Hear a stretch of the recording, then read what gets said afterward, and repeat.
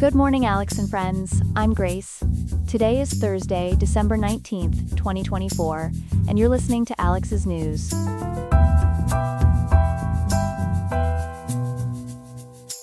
The weather in Riverside will reach a pleasant high of 77.6 degrees today, with a low of 56.5 degrees. Coming up, we'll examine the shocking revelation of China's unauthorized police operations in New York City's Manhattan borough. Then, we'll explore the potential nationwide impact of California's ambitious electric vehicle requirements and what they mean for the automotive industry. Finally, we'll break down the Federal Reserve's interest rate cut projections for 2025 and explain how these decisions could affect your personal finances. All this and more, coming up on Alex's News.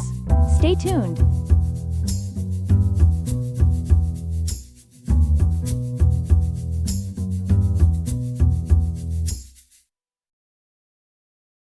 We begin with a disturbing development in Manhattan, where a man has admitted to operating a secret Chinese police station in the heart of Chinatown.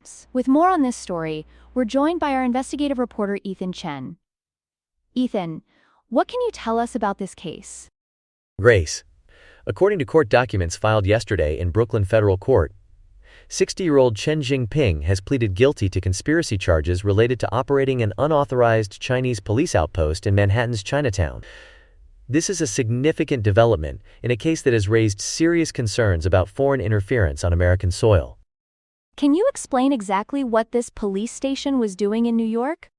According to reporting from ABC News, while the facility was disguised as a non-profit organization occupying an entire floor near the Manhattan Bridge, it was actually serving as a covert branch of China's Ministry of Public Security. While they claimed to offer legitimate services like Chinese driver's license renewals, investigators found they were actually monitoring pro-democracy activists living in the United States.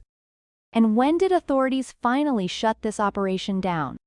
The Yahoo News investigation reveals that the FBI raided the facility in October 2022, leading to its closure that fall. What's particularly interesting, Grace, is that both Chen and his co-defendant, Lu Jianwang, allegedly tried to cover their tracks by deleting communications with Chinese government officials from their phones. What kind of punishment is Chen facing for these actions? According to the New York Post, Chen faces up to 5 years in prison, with his sentencing scheduled for May 30, 2025. That's 163 days from now. His co-defendant, Lu Jianwang, has pleaded not guilty and will return to court in February 2025. Is this an isolated incident, Ethan? Not at all, Grace. The Justice Department has indicated this is part of a broader pattern of what they call transnational repression. Assistant Attorney General Matthew Olson described Chen's actions as audacious, noting that this unauthorized police station violated American sovereignty and served China's repressive agenda. Intelligence sources suggest similar secret outposts exist in other countries as well. Thank you for that comprehensive report, Ethan.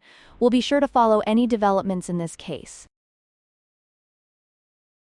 In our second story tonight, a major development in California's push for electric vehicles. The Biden administration has just approved the state's ambitious plan to phase out gas-powered cars. Joining us with more details is our environmental policy reporter, Chloe Martinez. Chloe, what can you tell us about this decision? Thanks, Grace. According to EPA documents released yesterday, the Biden administration has given California the green light for what's being called the most aggressive electric vehicle mandate in the country. This comes just weeks before the transition to the Trump administration, which has already indicated they'll challenge this approval. Can you break down what this mandate actually requires? Certainly. The California Air Resources Board has laid out a stepped approach.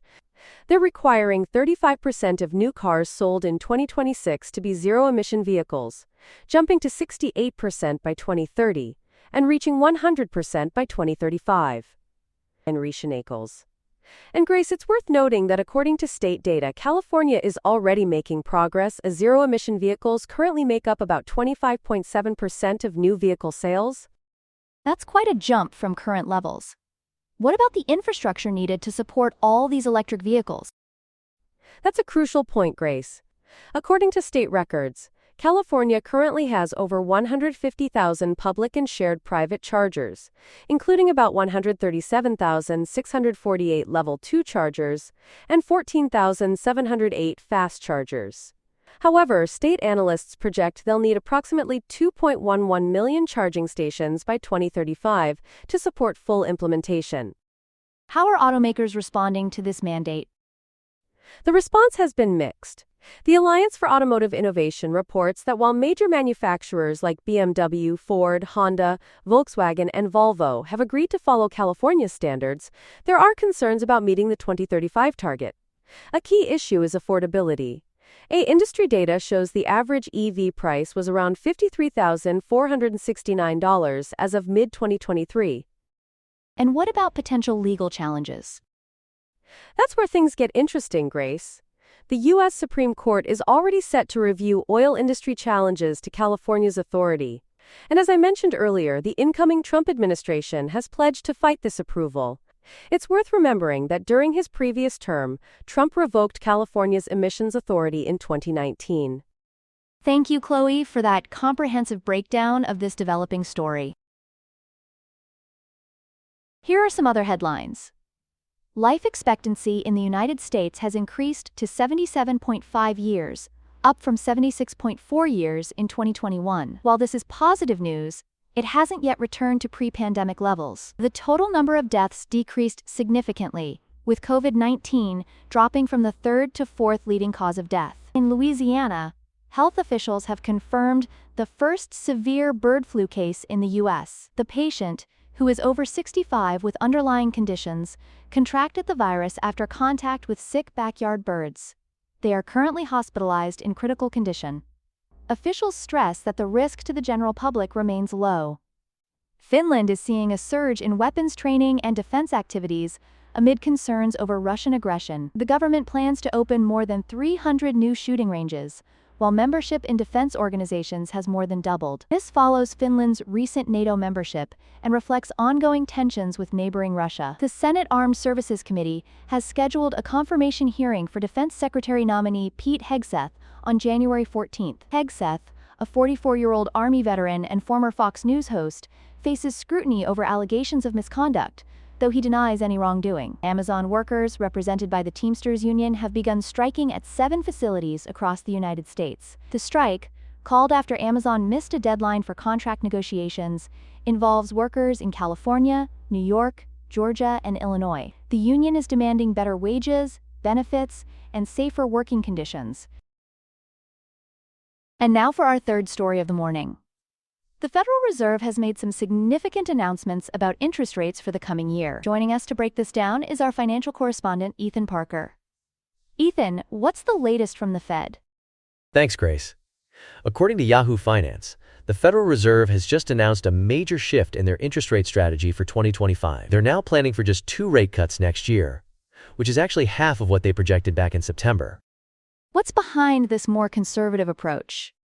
Well, according to KTVZ News Channel 21, there are 2 main factors at play here. First, there's ongoing concern about persistent inflation. And second, they're carefully considering the potential economic impact of President-elect Trump's upcoming policies. Let's talk about how this affects everyday Americans. What does this mean for mortgage rates? Currently, the 30-year fixed-rate mortgage is at 6.60%. While that's down from its recent peak of 6.84%, it's still notably higher than 2024's low of 6.08%. Now, it's important to understand that while the Fed doesn't directly set mortgage rates, their decisions do influence them. Looking ahead, experts are predicting rates will likely stay in the high 5% to mid-6% range throughout 2025. And what about credit card holders? Will they see any relief? According to LendingTree's Matt Schultz, the impact will be minimal. Right now, the average credit card APR is 24.43%, and these quarter-point rate reductions we're expecting would only save cardholders about $1 or $2 on their monthly payments. What are you seeing in terms of auto loans and savings accounts? On the auto loan front, we've actually seen some improvement. Rates have dropped from 7.3% in July to 6.8% in November of this year. As for savings accounts, there's still some good news. High-yield savings accounts are offering around 5% yield, which, while lower than before, is still significantly better than traditional bank rates. And how firm is the Fed on this new strategy? According to KTAR News, Fed Chair Jerome Powell is maintaining a data-dependent approach. The Federal Open Market Committee will be closely monitoring both inflation and job market data, and they're keeping the flexibility to adjust their strategy if economic conditions change significantly. Thank you, Ethan, for that comprehensive breakdown of the Federal Reserve's plans for 2025. Thank you, Grace. That's all we have for now. Today's episode was made by Alexander King with Claude Sonnet 3.5, the Perplexity API, and the Google Cloud Text-to-Speech API. I hope you have a great day. I'll see you tomorrow, Alex.